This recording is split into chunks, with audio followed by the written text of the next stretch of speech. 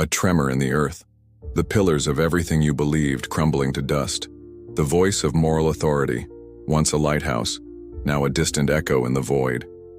Do you feel lost in a world without absolute values? Discover Nietzsche's prophecy. Think of the commandments that shaped your childhood, the ideals of good and evil that guided you, the unquestionable truths that sustained your worldview. And now, imagine them dissolving, one by one, like sandcastles in a relentless tide. What happens when the meaning of life once given by a higher power evaporates? When God is dead, not in the literal sense of faith, but in the collapse of the values he represented, the moral compass shatters. Friedrich Nietzsche, the philosopher who dared to shout this prophecy, already warned, "What does not kill me makes me stronger, but what kills you in silence is the absence of a why." This absence is an abyss. Your heart seeks a bearing, but the old map is in flames. Your days become a sequence of baseless choices, of actions without higher purpose, of a freedom that, instead of liberating, traps you in a paralyzing nihilism. You feel adrift, a soul without anchor in a gray ocean. The crisis of values is not a theory. It is a palpable pain. The ground beneath your feet dissolves, paradise empties, and you alone must build a new meaning, a new foundation under an indifferent sky. If this provocation hit you at your deepest core, if you feel the cold of this existential void, the vertigo of boundless freedom, this video is a brutal mirror, ready to break the walls of imposed morality, ready to face a post-God world. You weren't born to live without values. You were born with the capacity to create, to seek meaning, to connect to something greater than yourself, whether transcendent or immanent. But you were programmed for obedience, for the acceptance of absolute truths, for the belief that morality is an external code, delivered ready-made. From childhood, society whispered the lie. Follow the rules, trust authority, don't question what is sacred. Good and evil are already defined. Religion taught you that virtue lies in conformity. Your family molded you for a world with clear moral boundaries, where every action had a reward or a punishment. Your heart was conditioned to seek security in dogmas, in a pre-charted map that eliminated the anguish of choice. This is behavioral engineering in its most subtle and paralyzing form. A system that trains you to react to guilt and promise, not to reflect on the essence of what is right. That rewards you for abdicating your own moral agency, stealing your existential autonomy. Think of the intermittent positive reinforcement of social approvals, the feeling of security from being on the right path, the miracles that validate blind belief. Each of these stimuli validates your stay in the moral comfort zone, reinforcing the belief that truth is immutable, keeping you imprisoned in the denial of your own capacity to create values. And behavioral finance bias enters here brutally. The pursuit of financial security, of material status, is often compensation for the emptiness of deep values. You spend money on luxuries, on insurance, on possessions that promise stability, all to fill the hole left by the absence of a higher purpose, to postpone the confrontation with the fragility of your moral foundations. Marketing capitalizes on this escape, selling solutions that promise peace and meaning, but which, in reality, keep you dependent on a system that has no answers for your existential crisis. Robert Cialdini, in his Laws of Persuasion, shows how social proof, everyone follows these values, you should too, and authority, religious, political, cultural leaders, are used to manipulate your perception. They sell the illusion of an ordered and morally secure world, keeping you too exhausted to question the true nature of freedom and the responsibility of creating your own meaning. You were indoctrinated to love your prison of certainties because it promises false comfort, a refuge from the internal chaos that, ironically, is fueled by your own moral passivity. You feel a sharp pain, an emptiness expanding from your chest, a helplessness that corrodes the foundations of your soul. Your mind, once a clear map, is now an unknown territory, where old truths dissolve into dust and meaning shatters into dark fragments. This is your internal fragmentation, the price of your soul surrendered to the crisis of values, to the deafening echo of a God who has fallen silent, leaving you adrift in an ocean of nihilism. The shadow, according to Carl Jung, is everything you deny within yourself. Your capacity to create your own meaning, your responsibility for your own morality, your fear of absolute freedom, your anguish in the face of chaos. All this has been silenced, pushed into the dungeon of the unconscious, in the name of an imposed order and a faith that promised answers, but delivered silence. And what you repress commands you from the shadows, an invisible tyrant. It sabotages you in cruel and subtle ways, the paralysis of indecision, the incessant pursuit of ephemeral pleasures that never fill, the cynicism that prevents any genuine connection. The shadow is your hidden master, a shadowy figure that projects its power over every choice, every attempt to find a new purpose. Gabor explains that the trauma of disconnection from one's own capacity to make sense of life, of the pressure to accept predetermined values without questioning, creates a vicious cycle of self-deception. Your own intuition, your internal moral compass atrophies under the weight of a fear that is not yours, but implanted by a society that fears the emptiness of a post-God world.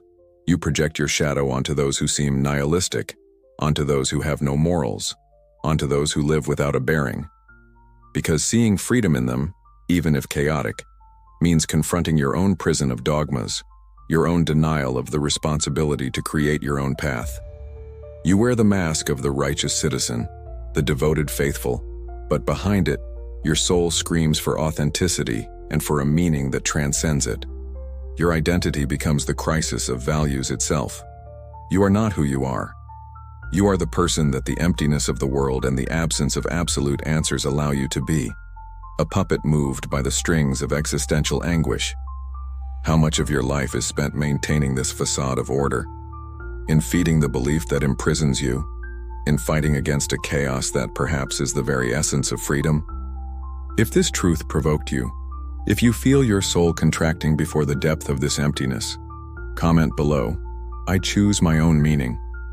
You seek freedom, but why do you feel so empty? Trapped in a world without moral maps, even with the freedom to do what you want, with infinite options that gleam and promise fulfillment. The freedom they promised you was autonomy, to break old rules.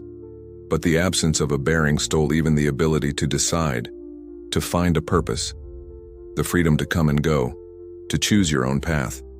But nihilism chained you to an inertia, to a routine of consumption and distraction that seems insurmountable like a sticky dark web. This is false freedom, a prison of anomie, where control is an illusion and existential emptiness deepens with every discarded value, every pursuit of pleasure that dissolves into the air, leaving a trail of frustration. The system sells you the illusion of individual fulfillment, of success without morality, of a universe without consequences. It transforms your search for meaning into a dopamine trap, into fleeting spikes of ephemeral pleasure that dissipate into the air, leaving a trail of cynicism and despair, an endless cycle. Think of the entertainment and consumption industry. It doesn't need to force you to live without values. It just needs to offer a constant flow of distractions, of novelties, of experiences that promise to fill the void left by the absence of a higher meaning.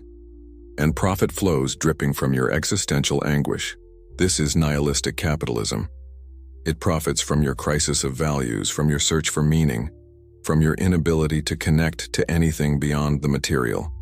Your ethics, your purpose, your soul, all monetized by the engine of fleeting pleasure that traps you. Behavioral finance bias operates here brutally. How often have you found yourself spending fortunes on consumer goods, on status, on Instagrammable experiences, just to silence the cry of your existential emptiness?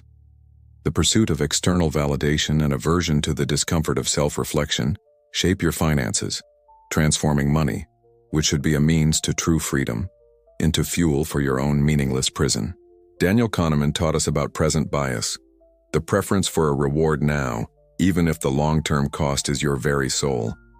And the post-God world is the master of this bias, keeping you in a state of consumption, of avoiding any step that requires the painful creation of a new meaning. You are not deciding. You are obeying the voice of ephemeral pleasure, the script of do whatever feels good that the system gave you. to maintain the illusory order of your comfort zone, the stability of your own valueless prison, the manufactured peace of your adrift soul. But true freedom, it doesn't hide in the absence of rules.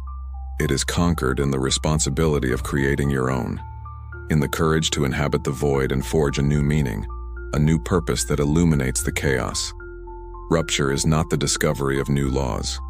It is their creation. It is when you realize that true order lies not in obeying external values, but in forging your own morality, your own meaning, your own compass, in an indifferent world. Authentic reconstruction begins in the silence of your self-acceptance, in the courage to inhabit the existential void, to allow the anguish of freedom to resonate in your soul, without seeking anesthesias or escapes. This stillness is what nihilism fears most, because it prevents paralysis and demands a deeper surrender to your own responsibility of being. Gabor shows us, the root of the crisis of values is the trauma of disconnection from one's own creative power of meaning. The incessant search for absolute truths is a flight from the authentic self. The cure is reconnection with your capacity for self-overcoming, with the strength that resides within you to give meaning to a universe without inherent purpose. It is the silent strength that emerges when you stop expecting a map and start drawing your own. This is true disobedience. Disobeying the culture that wants you lost, the script of everything is relative that the system insists on selling. Disobeying your own self-paralysis. It is an act of radical affirmation of your own existence. It is a choice, an existential choice, to abandon the false security of dogmas and ready-made morals, of the comfort zone of a life without questioning, for the uncertainty of self-creation, for the risk of living fully, for the vast landscape of your own freedom, which now demands your total responsibility, an autonomy that is priceless, because it costs your identity as a follower and returns you that of a creator of value. Jordan Peterson talks about the order that emerges from taking responsibility for chaos, of facing the death of God not as an end, but as a brutal invitation to your own existential mastery.